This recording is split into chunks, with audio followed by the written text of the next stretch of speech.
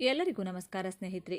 ವಾಸ್ತುಶಾಸ್ತ್ರದ ಪ್ರಕಾರ ಮನೆಯಲ್ಲಿ ಆಲೋವೆರಾ ಗಿಡವನ್ನು ಬೆಳೆಸುವುದು ತುಂಬ ಮಂಗಳಕರವೆಂದು ಪರಿಗಣಿಸಲಾಗಿದೆ.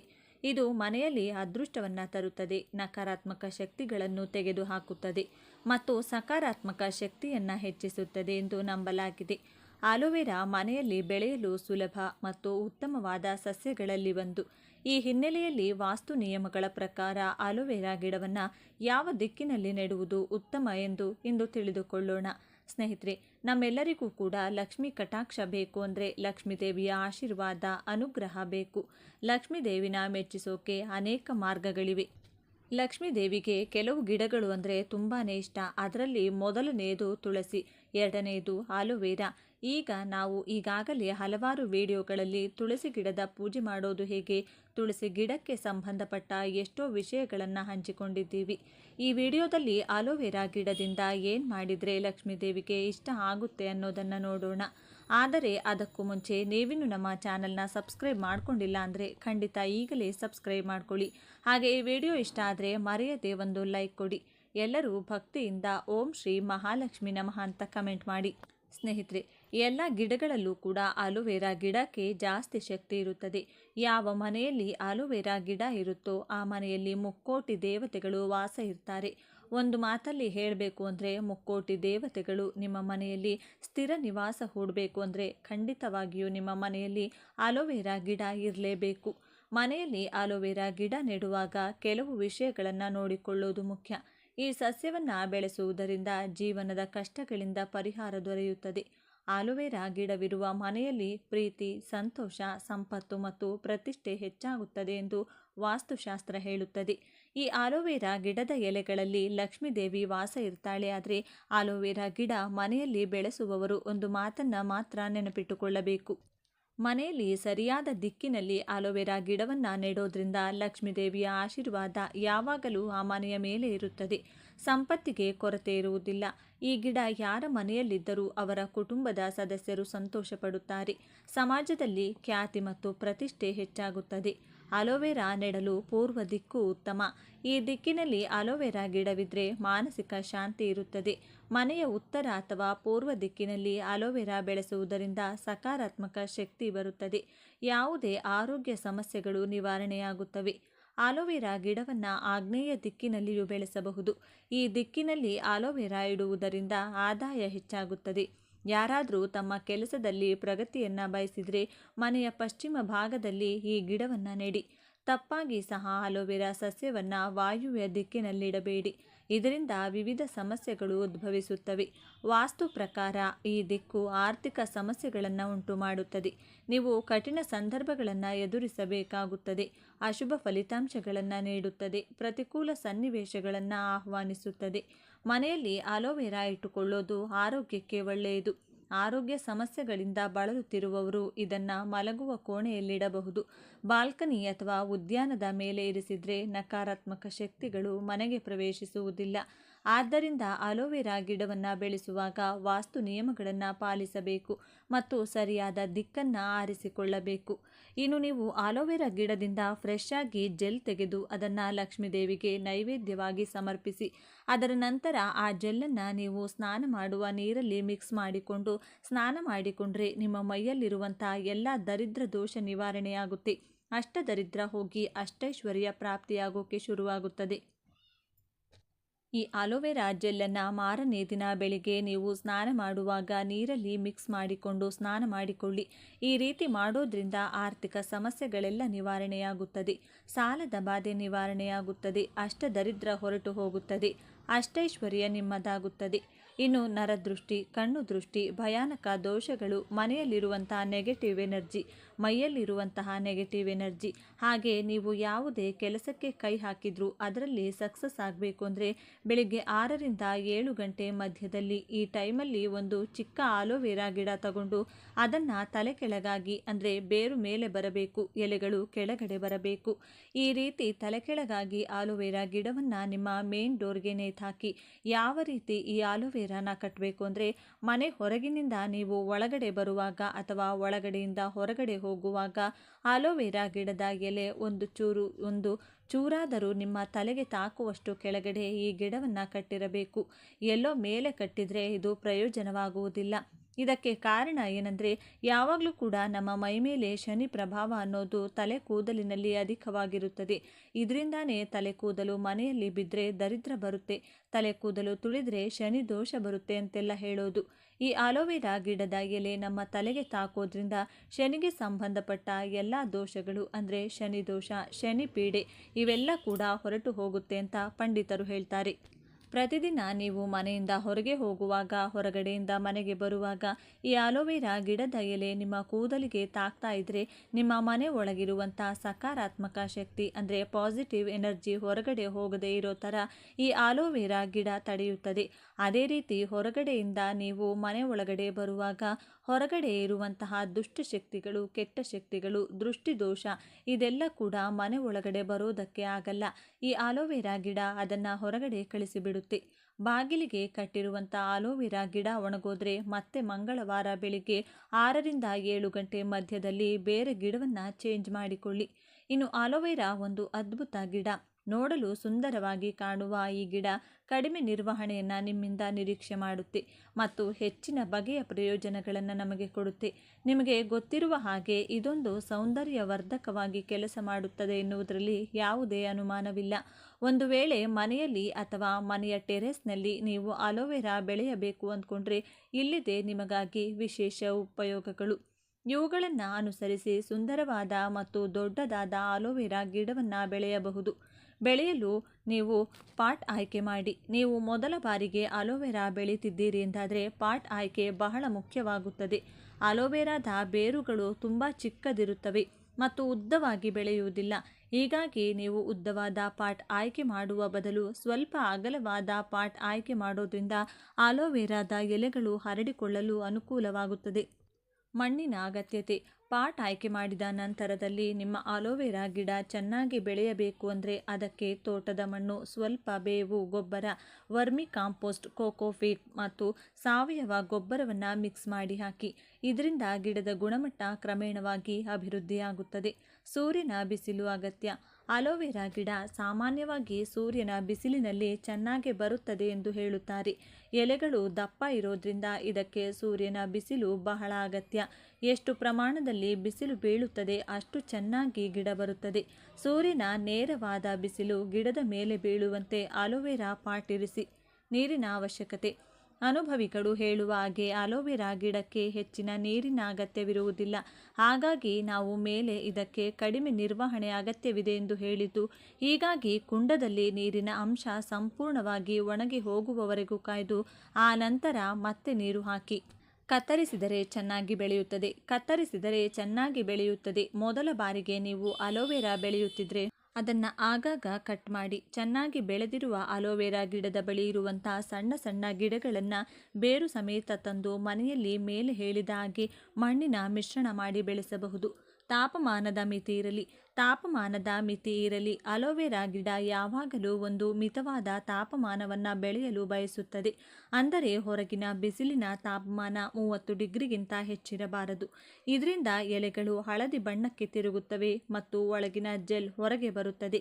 ಹೀಗಾಗಿ ಅತಿಯಾದ ಬಿಸಿಲಿನ ಕಿರಣಗಳು ಆಲೋವೆರಾ ಗಿಡವನ್ನು ತಾಗದಂತೆ ರಕ್ಷಿಸಿ. ದೊಡ್ಡದಾದ ಮೇಲೆ ನೀವು ಬೆಳೆಸುತ್ತಿರುವ ಆಲೋವೆರಾ ಗಿಡವನ್ನು ನೀವು ಆಗಾಗ ಪಾಟ್ ಬದಲಿಸುವ ಅವಶ್ಯಕತೆ ಇಲ್ಲ.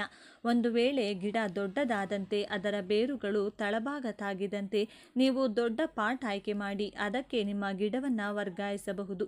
ವರ್ಗಾವಣೆಯ ಟಿಪ್ಸ್. ಆಲೋವೆರಾ ಗಿಡವನ್ನು ಒಂದು ಪಾಟ್ನಿಂದ ಇನ್ನೊಂದು ಪಾಟ್ಗೆ ಬದಲಿಸುತ್ತಿದ್ದೀರಿ ಅಂದರೆ ಪಾಟ್ ಹಂಚುಗಳಲ್ಲಿ ಮೊದಲಿಗೆ ಮಣ್ಣನ್ನು ಸಡಿಲ ಮಾಡಿ.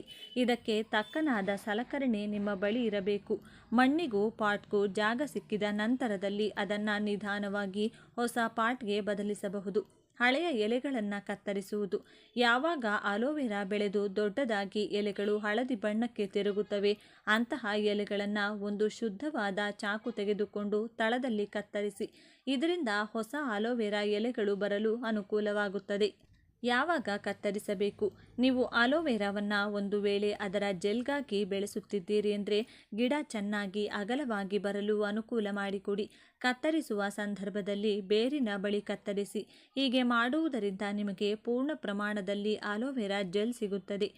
ಈ ಪ್ರಕೃತಿಯ ಅದ್ಭುತ ಸೃಷ್ಟಿಗಳಲ್ಲಿ ಹೂಗಳದ್ದೇ ಒಂದು ವಿಶೇಷವಾದ ಲೋಕ. ಆ ಅದ್ಭುತವಾದ ಲೋಕದಲ್ಲಿ ತನ್ನ ಅಮೋಘವಾದ ಸುವಾಸನೆಯಿಂದಲೇ ಎಲ್ಲರ ಮನವನ್ನು ಸೆಳೆಯುವಂತಹ ರಾಜಕುಮಾರಿ ಎಂದರೆ ಅದು ಸಂಪಿಗೆ ಪುಷ್ಪ. ಕೇವಲ ನೋಟಕ್ಕೆ ಮಾತ್ರವಲ್ಲ, ತನ್ನ ದಿವ್ಯ ಪರಿಮಳದಿಂದ ಇಡೀ ಪರಿಸರವನ್ನೇ ಪವಿತ್ರಗೊಳಿಸುವಂತಹ ಶಕ್ತಿ ಸಂಪಿಗೆ ಪುಷ್ಪಕ್ಕಿದೆ. ದೇವಸ್ಥಾನದ ಅಂಗಳದಿಂದ ಹಿಡಿದು ಆಯುರ್ವೇದ ಔಷಧಿ ಲೋಕದವರೆಗೂ ಸಹ ಸಂಪಿಗೆ ಮಹತ್ವ ಅಪಾರವಾದದ್ದು. ಕವಿಗಳ ಕವಿತೆಗೆ ಸ್ಫೂರ್ತಿಯಾಗಿ ಆಯುರ್ವೇದ ಸಂಜೀವಿನಿಯಾಗಿ ಮಿಂಚುತ್ತಲಿರುವ ಈ ಸಂಪಿಗೆ ಪುಷ್ಪದ ಬಗ್ಗೆ ಅನೇಕ ಕುತೂಹಲಕಾರಿ ಸಂಗತಿಗಳು ಅಡಕವಾಗಿವೆ. ಸಂಪಿಗೆ ಹೂನಲ್ಲಿ ಕೆಂಡ ಸಂಪಿಗೆ, ಚೈನಾ ಸಂಪಿಗೆ, ಗಂಧದ ಬಣ್ಣದ ಸಂಪಿಗೆ, ಕಾಡು ಸಂಪಿಗೆ, ನಾಗಸಂಪಿಗೆ, ನಾಗಲಿಂಗ ಸಂಪಿಗೆ ಹೀಗೆ ಹಲವಾರು ಕಾಣಬಹುದು. ಆದರೆ ಇವೆಲ್ಲ ಸುವಾಸಿತ ಹೂ ಪ್ರಕಾರಗಳ ಪೈಕಿ ಔಷಧೀಯ ಗುಣಗಳು ಹೆಚ್ಚಾಗಿರುವುದು ಕೆಂಡ ಸಂಪಿಗೆಯಲ್ಲಿಯೇ. ನಮ್ಮ ಈ ಪ್ರಸ್ತುತ ಈ ವಿಡಿಯೋದಲ್ಲಿ ಪ್ರಕೃತಿಯ ಈ ದಿವ್ಯ ಪುಷ್ಪದ ದೈವಿಕ ಮಹತ್ವವನ್ನು ಮತ್ತು ನಮಗೆ ತಿಳಿಯದೇ ಇರುವಂಥ ಔಷಧೀಯ ಗುಣಗಳ ಬಗ್ಗೆ ವಿವರವಾಗಿ ತಿಳಿದುಕೊಳ್ಳೋಣ. ಅದಕ್ಕೂ ಮುನ್ನ ನೀವಿನ್ನು ಚಾನಲ್ಗೆ ಸಬ್ಸ್ಕ್ರೈಬ್ ಆಗಿಲ್ಲ ಅಂದರೆ ಈಗಲೇ ಸಬ್ಸ್ಕ್ರೈಬ್ ಆಗಿ, ಹಾಗೆ ವಿಡಿಯೋಗೆ ಲೈಕ್ ಮಾಡಿ, ವಿಡಿಯೋ ಸ್ಕಿಪ್ ಮಾಡದೆ ಕೊನೆ ತನಕ ನೋಡಿ. ಸಂಪಿಗೆಯ ಮಹತ್ವ. ಈ ಭೂಮಿಯ ಮೇಲಿರುವ ಅತ್ಯಂತ ಪುರಾತನ ಹೂ ಬಿಡುವ ಸಸ್ಯಗಳಲ್ಲಿ ಸಂಪಿಗೆ ಒಂದು. ಪರಿಮಳದಲ್ಲಿ ಸಂಪಿಗೆಯನ್ನು ಮೀರಿಸುವ ವೃಕ್ಷ ಇನ್ನೊಂದಿಲ್ಲ. ಈ ಸಂಪಿಗೆ ಹೂವನ್ನೇ ಸಂಸ್ಕೃತ ಭಾಷೆಯಲ್ಲಿ ಚಂಪಕ ಎಂದು ಕರೆಯಲಾಗುತ್ತದೆ. ಇದರ ಮೊಗ್ಗುಗಳನ್ನು ಚಂಪಕ ಕಲಿಕ ಎಂದು ವರ್ಣಿಸಲಾಗುತ್ತದೆ. ಸಂಪಿಗೆ ನಿತ್ಯ ಹರಿದ್ವರ್ಣದ ಮರವಾಗಿದ್ದು ಸುಮಾರು 50 ಮೀಟರ್ ಎತ್ತರದವರೆಗೂ ಬೆಳೆಯಬಲ್ಲದು. ನಮ್ಮ ಸನಾತನ ಹಿಂದೂ ಧರ್ಮದಲ್ಲಿ ಸಂಪಿಗೆ ಮರವನ್ನು ಆಲದ ಮರ ಮತ್ತು ಅರಳಿ ಮರದಷ್ಟೇ ಪವಿತ್ರ ಎಂದು ಭಾವಿಸಲಾಗುತ್ತದೆ. ಸಂಪಿಗೆಯ ರಂಬೆಗಳನ್ನು ಕತ್ತರಿಸುವುದು ಸಹ ಅಶುಭ ಎಂಬ ನಂಬಿಕೆ ಇದೆ. ಮನೆಯ ಮುಂದೆ ಸಂಪಿಗೆ ಮರವಿದ್ದರೆ ಅತ್ಯಂತ ಶುಭಕರ ಎಂದು, ಅಂತಹ ಮನೆಗಳಲ್ಲಿ ಸಕಾರಾತ್ಮಕ ಶಕ್ತಿ ಯಾವಾಗಲೂ ನೆಲೆಸಿರುತ್ತದೆ ಎಂದು ನಂಬಲಾಗುತ್ತದೆ. ಗಾಳಿಯನ್ನು ಶುದ್ಧೀಕರಿಸುವಲ್ಲಿಯೂ ಸಹ ಸಂಪಿಗೆಯ ಪಾತ್ರ ಮಹತ್ತರವಾದದ್ದು. ಅತಿ ಹೆಚ್ಚು ಮಾಲಿನ್ಯವಿರುವಂಥ ಕೈಗಾರಿಕಾ ಪ್ರದೇಶಗಳಲ್ಲಿ ಅಥವಾ ರಸ್ತೆಯ ಬದಿಗಳಲ್ಲಿ ಬೆಳೆಸಲು ಇದು ಸೂಕ್ತವಾದ ಮರವೆನಿಸಿಕೊಳ್ಳುತ್ತದೆ. ಲಲಿತ ಸಹಸ್ರನಾಮದಲ್ಲಿ ನವಚಂಪಕ ಪುಷ್ಪ ಬನಾಸದಂಡ ವಿರಾಜಿತ ಎಂಬ ಸುಪ್ರಸಿದ್ಧ ಸಾಲೊಂದಿದೆ. ಅಂದರೆ ಶ್ರೀ ಲಲಿತಾಂಬ ದೇವಿಯ ಮೂಗು ಈಗಷ್ಟೇ ಅರಳಿದ ಸಂಪಿಗೆಯ ಮೊಗ್ಗಿನಂತೆ ಸುಂದರವಾಗಿ, ನೀಳವಾಗಿ ಮತ್ತು ಆಕರ್ಷಕವಾಗಿ ಶೋಭಿಸುತ್ತಲಿದೆ ಎಂದರ್ಥ. ದೇವಿಯ ಉನ್ನತ ಮಟ್ಟದ ಸೌಂದರ್ಯಕ್ಕೆ ಸಂಪಿಗೆಯನ್ನು ಹೋಲಿಸುವುದರಿಂದಲೇ ದೇವಿಗೆ ಪ್ರಿಯವಾದ ಪುಷ್ಪಗಳಲ್ಲಿ ಸಂಪಿಗೆಗೆ ಅಗ್ರಗಣ್ಯ ಸ್ಥಾನವನ್ನು ನೀಡಲಾಗುತ್ತದೆ. ಕಾಮದೇವ ಬಳಸುವ 5 ಪುಷ್ಪ ಬಾಣಗಳಲ್ಲಿ ಸಂಪಿಗೆಯೂ ಸಹ ಒಂದು. ಇದು ಮನುಷ್ಯನ ಮನಸ್ಸಿನಲ್ಲಿ ಸೌಂದರ್ಯ ಹಾಗೂ ಆಕರ್ಷಣೆಯ ಭಾವನೆಯನ್ನು ಮೂಡಿಸುವ ಶಕ್ತಿಯನ್ನು ಹೊಂದಿರುತ್ತದೆ. ಹೆಚ್ಚಿನ ಹೂಗಳು ಬಾಡಿದ ನಂತರ ವಾಸನೆಯನ್ನು ಕಳೆದುಕೊಳ್ಳುತ್ತವೆ. ಆದರೆ ಸಂಪಿಗೆಯ ಹೂ ಒಣಗಿದ ನಂತರವೂ ಸಹ ತನ್ನ ಸುಗಂಧವನ್ನು ದೀರ್ಘಕಾಲ ಉಳಿಸಿಕೊಳ್ಳುವಂಥ ವಿಶೇಷವಾದ ಗುಣವನ್ನು ಹೊಂದಿರುತ್ತವೆ. ಸಂಪಿಗೆಯ ಹೂವಿನ ಸುವಾಸನೆ ಎಷ್ಟು ಪ್ರಬಲವಾಗಿರುತ್ತದೆ ಅಂದರೆ ಜೇನುನೊಣಗಳು ಇದರ ಸಮೀಪಕ್ಕೆ ಸುಳಿಯುವುದಿಲ್ಲ. ಏಕೆಂದರೆ ಸಂಪಿಗೆಯ ಸುಗಂಧ ಜೇನುನೊಣಗಳನ್ನು ಮೂರ್ಛೆ ಬರುವಂತೆ ಮಾಡುತ್ತದೆ ಅಥವಾ ಅವುಗಳ ಇಂದ್ರಿಯಗಳನ್ನು ಸ್ತಬ್ಧಗೊಳಿಸುತ್ತದೆ. ಹಾಗಾಗಿಯೇ ಜೇನುನೊಣಗಳು ಈ ಹೂವಿನಿಂದ ದೂರವಿರುತ್ತವೆ. ಜೇನುನೊಣಗಳು ಬದಲಾಗಿ ಜೀರುಂಡೆಗಳು ಸಂಪಿಗೆಯ ಪರಾಗಸ್ಪರ್ಶಕ್ಕೆ ಸಹಾಯವನ್ನು ಮಾಡುತ್ತವೆ. ಸಂಪಿಗೆಯ ಹೂ ಯಾವ ದೇವರಿಗೆ ಶ್ರೇಷ್ಠ? ಸಂಪಿಗೆ ಹೂ ಬಾಡಿದರೂ ಸಹ ಅದರ ಘಮಘಮ ಪರಿಮಳ ಮಾಸುವುದಿಲ್ಲ. ಇದು ಸ್ಥಿರ ಭಕ್ತಿಯನ್ನು ಸಂಕೇತಿಸುತ್ತದೆ. ಆದ್ದರಿಂದಲೇ ಇದನ್ನು ದೇವರಿಗೆ ಅರ್ಪಣೆ ಮಾಡುವುದರಿಂದ ದೀರ್ಘಕಾಲದ ಪುಣ್ಯ ಪ್ರಾಪ್ತವಾಗುತ್ತದೆ. ಅದರಲ್ಲಿಯೂ ಮುಖ್ಯವಾಗಿ ಸಂಪಿಗೆಯ ಪುಷ್ಪ ಮಹಾಲಕ್ಷ್ಮೀ ದೇವರು, ಶ್ರೀಕೃಷ್ಣ ಪರಮಾತ್ಮರು ಮತ್ತು ಗಣಪತಿ ದೇವರಿಗೆ ಅತ್ಯಂತ ಪ್ರಿಯವಾಗಿದ್ದಾಗಿದೆ. ಸಂಪಿಗೆಯ ಸುವಾಸನೆ ಮಹಾಲಕ್ಷ್ಮೀ ದೇವಿಯನ್ನು ತನ್ನತ್ತ ಆಕರ್ಷಿಸುವ ಶಕ್ತಿಯನ್ನು ಹೊಂದಿರುತ್ತದೆ. ಅಂದರೆ ಎಲ್ಲಿ ಸಂಪಿಗೆಯ ಸುವಾಸನೆ ಇರುತ್ತದೆಯೋ ಅಲ್ಲಿ ದಾರಿದ್ರ್ಯ ಲಕ್ಷ್ಮಿ ಓಡಿ ಹೋಗುತ್ತಾಳೆ ಮತ್ತು ಮಹಾಲಕ್ಷ್ಮೀ ದೇವಿ ಬಂದು ನೆಲೆಸುತ್ತಾಳೆ. ಅದರಲ್ಲಿಯೂ ವಿಶೇಷವಾಗಿ ಶುಕ್ರವಾರಗಳಂದು ಮಹಾಲಕ್ಷ್ಮೀ ದೇವಿಗೆ ಸಂಪಿಗೆಯಿಂದ ಅರ್ಚನೆ ಮಾಡುವುದು ಸಕಲೈಶ್ವರ್ಯಗಳನ್ನು ನೀಡುತ್ತದೆ ಎಂದು ನಂಬಲಾಗಿದೆ. ದ್ವಾಪರ ಯುಗದಲ್ಲಿ ಪ್ರಭು ಶ್ರೀಕೃಷ್ಣ ಪರಮಾತ್ಮರಿಗೆ ಸಂಪಿಗೆಯ ಮಾಲೆ ಅತ್ಯಂತ ಪ್ರಿಯವಾಗಿತ್ತು ಎಂದು ಪುರಾಣಗಳು ಉಲ್ಲೇಖಿಸುತ್ತವೆ. ಸಕಲ ದೇವತೆಗಳಿಗೂ ಸಲ್ಲುವ ಸಂಪಿಗೆ ಹೂವನ್ನು ಶಿವಪೂಜೆಯಲ್ಲಿ ಸಾಮಾನ್ಯವಾಗಿ ಬಳಸುವುದಿಲ್ಲ. ಶಿವಪೂಜೆಯಲ್ಲಿ ಸಂಪಿಗೆಯನ್ನು ಬಳಸದಿರುವುದಕ್ಕೂ ಸಹ ಒಂದು ಪೌರಾಣಿಕ ಕಥೆ ಇದೆ. ಪುರಾಣ ಕಥೆಯ ಪ್ರಕಾರ ಗೋಕರ್ಣದ ಶಿವ ದೇಗುಲಕ್ಕೆ ತೆರಳುವ ದಾರಿಯಲ್ಲಿ ಒಂದು ಸುಂದರವಾದ ಸಂಪಿಗೆ ಮರವಿದ್ದಿತ್ತು. ಒಬ್ಬ ದುಷ್ಟ ವ್ಯಕ್ತಿಯು ಪ್ರತಿನಿತ್ಯ ಆ ಮರದ ಹೂಗಳನ್ನು ಕದ್ದು ಶಿವದೇವರಿಗೆ ಅರ್ಪಿಸಿ ಶಿವದೇವರನ್ನ ಪ್ರಸನ್ನಗೊಳಿಸುತ್ತಿದ್ದ. ಆ ವ್ಯಕ್ತಿ ದುಷ್ಟನಾದರೂ ಸಹ ಆತನು ಅರ್ಪಿಸುತ್ತಿದ್ದ ಹೂಗಳ ಸುವಾಸನೆಯಿಂದ ಪ್ರಸನ್ನರಾದಂಥ ಶಿವ ಪರಮಾತ್ಮರು ಆತನಿಗೆ ವಿಶೇಷವಾದ ವರಗಳನ್ನು ನೀಡಿದ್ದರು. ಇದರಿಂದ ಆ ವ್ಯಕ್ತಿ ಅಹಂಕಾರಿಯಾಗಿ ಜನರನ್ನ ಪೀಡಿಸುತ್ತಿದ್ದನಂತೆ. ಒಮ್ಮೆ ನಾರದ ಮಹರ್ಷಿಗಳು ಪವಿತ್ರವಾದ ಗೋಕರ್ಣ ಕ್ಷೇತ್ರಕ್ಕೆ ಭೇಟಿಯನ್ನ ನೀಡಲು ಆಗಮಿಸುತ್ತಿದ್ದರಂತೆ. ಆಗ ದೇವಾಲಯದ ಹಾದಿಯಲ್ಲಿ ಅವರಿಗೆ ಅತ್ಯಂತ ಸುವಾಸನೆಯುತವಾದ ಈ ಸಂಪಿಗೆಯ ಮರ ಕಂಡುಬರುತ್ತದೆ. ಆ ಮರದ ಬಳಿಯೇ ಆ ದುಷ್ಟ ಮನುಷ್ಯನು ಸಹ ಶಿವಪೂಜೆಗಾಗಿ ಹೂಗಳನ್ನು ಕೇಳುತ್ತಿರುವುದನ್ನು ನಾರದ ಮಹರ್ಷಿಗಳು ಕಾಣುತ್ತಾರೆ. ಆದರೆ ಆ ವ್ಯಕ್ತಿ ನಾರದರನ್ನ ನೋಡಿದ ತಕ್ಷಣ ತನ್ನಲ್ಲಿದ್ದ ಹೂಗಳನ್ನೆಲ್ಲ ಅಡಗಿಸಿಟ್ಟುಕೊಳ್ಳುತ್ತಾನೆ. ಆಗ ನಾರದರು ಆ ವ್ಯಕ್ತಿಯನ್ನ ಕುರಿತು, ಹೂಗಳನ್ನು ನೀನು ಕೇಳುತ್ತಿರುವೆಯೇ ಎಂದು ಕೇಳುತ್ತಾರೆ. ಆ ವ್ಯಕ್ತಿ ಇಲ್ಲ ಎಂದು ಸುಳ್ಳನ್ನು ನುಡಿಯುತ್ತಾನೆ. ಕೋಪಗೊಂಡಂತ ನಾರದ ಮಹರ್ಷಿಗಳು ಸ್ವತಃ ಸಂಪಿಗೆ ಮರವನ್ನೇ ಕುರಿತು, ನಿನ್ನ ಹೂಗಳನ್ನು ಯಾರಾದರೂ ಕಿತ್ತಿದ್ದಾರೋ ಎಂದು ಪ್ರಶ್ನಿಸುತ್ತಾರೆ. ದುಷ್ಟ ವ್ಯಕ್ತಿಗೆ ಹೆದರಿದ ಮರವೂ ಸಹ ಇಲ್ಲ ಎಂದು ಅಸತ್ಯವನ್ನ ನುಡಿಯುತ್ತದೆ.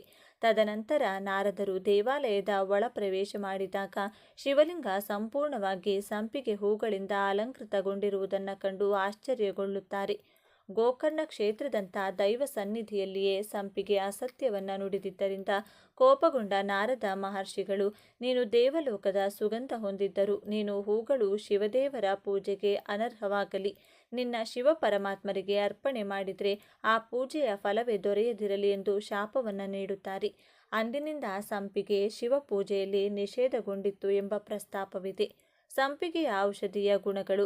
ಸಂಪಿಗೆಯ ತೀಕ್ಷ್ಣ ಸುವಾಸನೆ ಮೆದುಳಿನಲ್ಲಿ ಎಂಡೋರ್ಫಿನ್ಸ್ ಎಂಬ ರಾಸಾಯನಿಕವನ್ನು ಬಿಡುಗಡೆ ಮಾಡಲು ಪ್ರೇರೇಪಿಸುತ್ತದೆ. ಈ ರಾಸಾಯನಿಕ ತಲೆನೋವು, ಮಾನಸಿಕ ಒತ್ತಡ, ಆತಂಕ, ಮೈಗ್ರೇನ್ನ ನಿವಾರಣೆಯನ್ನು ಮಾಡುತ್ತದೆ. ಸಂಪಿಗೆಯ ಎಣ್ಣೆಯನ್ನು ಕೂದಲಿಗೆ ಹಚ್ಚುವುದು ಕೂದಲಿನ ಆರೋಗ್ಯಕ್ಕೂ ಬಹಳ ಒಳ್ಳೆಯದು. ಸಂಪಿಗೆಯ ಹೂಗಳನ್ನು ಹರಳೆಣ್ಣೆಯಲ್ಲಿ ಬೆರೆಸಿ ಬಿಸಿ ಮಾಡಿ ನೋವಿರುವ ಜಾಗಕ್ಕೆ ಲೇಪಿಸಿಕೊಂಡ್ರೆ ಕೀಲು ನೋವು ಮತ್ತು ಸಂಧಿವಾತವೂ ಸಹ ಕಡಿಮೆಯಾಗುತ್ತದೆ. ಸಂಪಿಗೆಯ ಎಲೆಗಳ ಕಷಾಯ ಜ್ವರ ಮತ್ತು ಅಜೀರ್ಣದಂಥ ಸಮಸ್ಯೆಗಳಿಗೆ ಹಳೆಯ ಕಾಲದಿಂದಲೂ ಮದ್ದಾಗಿ ಬಳಕೆಯಲ್ಲಿದೆ. ಸಂಪಿಗೆಯ ಹೂಗಳನ್ನು ಬೆರೆಸಿ ಕುದಿಸಿದ ನೀರನ್ನು ಸೇವಿಸುವುದರಿಂದ ಮೂತ್ರಕೋಶದ ಉರಿ ಕಡಿಮೆಯಾಗಿ ಮೂತ್ರ ಸುಗಮವಾಗಿ ಹೋಗುತ್ತದೆ. ಈ ಸುವಾಸನೆಯುಕ್ತ ಸಂಪಿಗೆ ಹೂಗಳನ್ನು ಚರ್ಮದ ರೋಗಗಳು, ಗಾಯಗಳು ಮತ್ತು ಹಣ್ಣುಗಳಂಥ ವಿವಿಧ ರೋಗಗಳ ಚಿಕಿತ್ಸೆಗೆ ಆಯುರ್ವೇದ ಔಷಧಿಗಳಲ್ಲಿ ಬಳಸುತ್ತಾರೆ. ವಾಕರಿಕೆ, ಜ್ವರ, ತಲೆ ತಿರುಗುವಿಕೆ, ಕೆಮ್ಮು ಮೊದಲಾದ ಸಮಸ್ಯೆಗಳಿಗೆ ಚಿಕಿತ್ಸೆ ನೀಡಲು ಚಂಪಾ ಹೂವಿನ ಕಷಾಯ ಬಳಸಲಾಗುತ್ತದೆ. ಕಣ್ಣಿನ ಆರೈಕೆಗೆ ಸುಲಭದ ಮನೆಮದ್ದು. ಕೆಂಡ ಸಂಪಿಗೆ ಹೂವಿನ 2 ಎಲೆಯನ್ನು ನೀರಿನಲ್ಲಿ ಕುದಿಸಿ ಕಷಾಯ ಮಾಡಿ ದಿನವೂ ಕಣ್ಣು ತೊಳೆಯುವುದರಿಂದ ಕಣ್ಣಿನ ಅನೇಕ ಕಾಯಿಲೆಗಳು ವಾಸಿಯಾಗುತ್ತವೆ. ಇದು ದೃಷ್ಟಿ ಸಾಮರ್ಥ್ಯ ಹೆಚ್ಚಿಸುತ್ತದೆ ಮತ್ತು ಆರಂಭಿಕ ಕಣ್ಣಿನ ಪೊರೆಯನ್ನು ತೆಗೆದು ಸರಿಮಾಡುವ ಸಾಮರ್ಥ್ಯ ಇದೆ. ಸಂಧಿವಾತವಿದ್ದರೆ 1 ಕಪ್ ಹರಳೆಣ್ಣೆಯಲ್ಲಿ ಸಂಪಿಗೆಯ 5-6 ಹೂಗಳನ್ನು ಹಾಕಿ ಬೆಚ್ಚಗೆ ಮಾಡಿ ನೋವಿರುವ ಜಾಗಕ್ಕೆ ಸವರಿದರೆ ನೋವು ನಿವಾರಣೆಯಾಗುತ್ತದೆ. ತಲೆ ಕೂದಲು ಉದುರುತ್ತಿದ್ದರೆ, ಹೊಟ್ಟೆ ಹೆಚ್ಚಾದರೆ ನಿಂಬೆಹಣ್ಣಿನ ರಸದಲ್ಲಿ ಸಂಪಿಗೆ ಹೂಗಳನ್ನು ರಾತ್ರಿ ಪೂರ ನೆನೆಹಾಕಿ ಮುಂಜಾನೆ ಹೂಗಳನ್ನು ಹಿಸುಕಿ ತೆಗೆದು ತಲೆ ಕೂದಲಿನ ಬುಡಕ್ಕೆ ಹಚ್ಚಿ ಸಂಪಿಗೆ ಚಕ್ಕೆಯನ್ನು ಅರೆಬರೆ ಕುಟ್ಟಿ ನೀರು ಹಾಕಿ ಕುದಿಸಿ ಅರ್ಧಕ್ಕೆ ಇಳಿದಾಗ ಸೋಸಿ ಜ್ವರದಲ್ಲಿ 3 ಚಮಚದಷ್ಟು ಪ್ರತಿ 2 ಗಂಟೆಗೆ ಕುಡಿಸುತ್ತಿದ್ದರೆ ಗುಣವಾಗುತ್ತದೆ. ಸಂಪಿಗೆ ಚಕ್ಕೆಯ ಕಷಾಯವನ್ನು ಸತತವಾಗಿ 6 ತಿಂಗಳು ಕುಡಿಯೋದ್ರಿಂದ ರಕ್ತ ಶುದ್ಧವಾಗಿ ಚರ್ಮದ ಕಾಯಿಲೆಗಳು ಗುಣವಾಗುತ್ತವೆ. ಸಂಪಿಗೆ ಚಕ್ಕೆಯನ್ನು ನೆರಳಿನಲ್ಲಿ ಒಣಗಿಸಿ ಪುಡಿ ಮಾಡಿ ಬಾಯಲ್ಲಿಟ್ಟು ರಸ ನುಂಗುತ್ತಿದ್ರೆ ಟಾನ್ಸಿಲ್ ಗುಣವಾಗುತ್ತದೆ. 1 ಚಮಚದಷ್ಟು ಸಂಪಿಗೆ ಹೂವಿನ ರಸವನ್ನು ಜೇನುತುಪ್ಪ ಸೇರಿಸಿ ದಿನಕ್ಕೆ 2 ಬಾರಿ ತಿಂದು ಹೂ ಇಲ್ಲವಾದಲ್ಲಿ ಎಲೆಗಳನ್ನು ಉಪಯೋಗಿಸಬಹುದು. 9ನೇ ದಿನ ಬೇದಿಯಾಗಲು ತೆಗೆದುಕೊಳ್ಳುವುದರಿಂದ ಉದರದ ಕ್ರಿಮಿ ನಾಶವಾಗುತ್ತದೆ. ಸಂಪಿಗೆಯ ಎಳೆಯ ಎಲೆಗಳನ್ನು ಮಿಕ್ಸಿಯಲ್ಲಿ ರುಬ್ಬಿ ಕಷಾಯ ಮಾಡಿ ಕುಡಿಯೋದ್ರಿಂದ ದೇಹದ ತೂಕವನ್ನು ಕಡಿಮೆ ಮಾಡಲು ಸಹಾಯ ಮಾಡುತ್ತದೆ. ಸಂಪಿಗೆಯ ಕುಸುಮವನ್ನು ಬೆಣ್ಣೆಯಲ್ಲಿ ಲೇಪಿಸಿ ಅರ್ಧ ಚಮಚ ತಿಂದರೆ ರಕ್ತ ಮೂಲವ್ಯಾಧಿ ಗುಣವಾಗುತ್ತದೆ. ಸಂಪಿಗೆಯ ಕುಸುಮವನ್ನು ಜೇನುತುಪ್ಪ ಸೇರಿಸಿ ತಿಂದರೆ ಬಿಕ್ಕಳಿಕೆ ನಿಲ್ಲುತ್ತದೆ. ಸಂಪಿಗೆಯ ಕುಸುಮವನ್ನು ಪ್ರತಿನಿತ್ಯ ತಿನ್ನೋದ್ರಿಂದ ವೀರ್ಯ ವೃದ್ಧಿಸುತ್ತದೆ. ಸೂಚನೆ. ವೀಕ್ಷಕರೇ, ನಾವು ಯಾವುದೇ ಸ್ವಚಿಕಿತ್ಸಾ ಪದ್ಧತಿಯನ್ನು ಬೆಂಬಲಿಸುವುದಿಲ್ಲ. ಯಾವುದೇ ಗಿಡಮೂಲಿಕೆಯನ್ನು ಮನೆಮದ್ದಾಗಿ ಬಳಸುವ ಮುನ್ನ ಆಯುರ್ವೇದ ಪಂಡಿತರ ಸಲಹೆಯನ್ನು ಪಡೆಯುವುದು ಅತ್ಯವಶ್ಯಕ. ಆತ್ಮೀಯ ವೀಕ್ಷಕರೇ, ಸಂಪಿಗೆಯ ಕುರಿತಾಗಿ ಸಮಗ್ರ ಮಾಹಿತಿಯನ್ನು ತಿಳಿದುಕೊಂಡ ನಮಗೆಲ್ಲರಿಗೂ ಆ ಭಗವಂತನ ಕೃಪಾ ಕಟಾಕ್ಷ ಸದಾಕಾಲ ಇರಲೆಂದು ಕೋರಿಕೊಳ್ಳುತ್ತಾ ಈ ದಿನದ ಸಂಚಿಕೆಯನ್ನು ಮುಗಿಸುತ್ತಿದ್ದೇನೆ. ವೀಕ್ಷಕರೇ, ನಿಮಗೆ ಈ ವಿಡಿಯೋ ಇಷ್ಟವಾಗಿದ್ದಲ್ಲಿ ಲೈಕ್ ಮಾಡಿ, ಶೇರ್ ಮಾಡಿ ಮತ್ತು ಸಬ್ಸ್ಕ್ರೈಬ್ ಮಾಡಿ ಹಾಗೂ ಬೆಲ್ ಬಟನ್ ಒತ್ತೋದನ್ನು ಮರಿಬೇಡಿ. ಧನ್ಯವಾದಗಳು.